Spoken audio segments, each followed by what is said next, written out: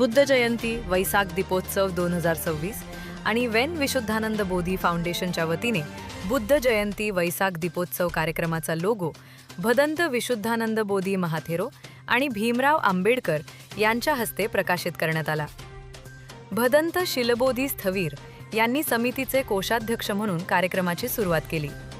या कार्यक्रमात माजी मंत्री व आमदार विजयभाई गिरकर, सम्राटचे संपादक कुणाल कांबळे, माजी IPS अधिकारी उत्तमराव बोदडे, भाजपच्या महिला मोर्चाच्या अध्यक्षा योजना ठोकळे, भंते शांतिरत्न, भदंत मैत्रेय घोष आयुपाल, भंते KR लामा, भदंत संघबोधी व आश्वघोष सोबत अन्य उपासिका आणि उपासकांची विशेष उपस्थिती होती।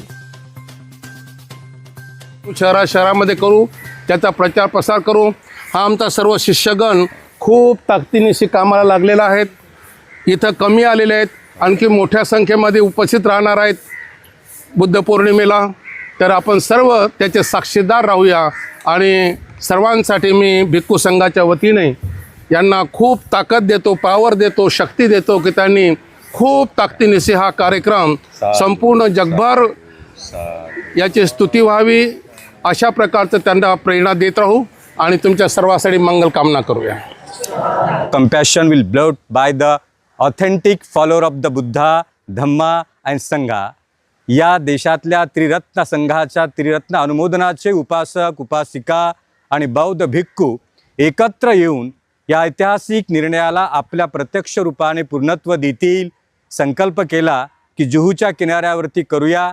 जसं आदरणीय शील बोधीजी यांनी सांगितलं की भारतीय बौद्ध महासभेचे जबाबदार व्यक्तिमत्व, सुपरिचित अनुमोदन आदरणीय भीमराव आंबेडकर सर यांनी आग्रह केला की याच्यापेक्षा मोठी जागा, पवित्र जागा, ऐतिहासिक जागा आपल्यासाठी कुठेच नाही।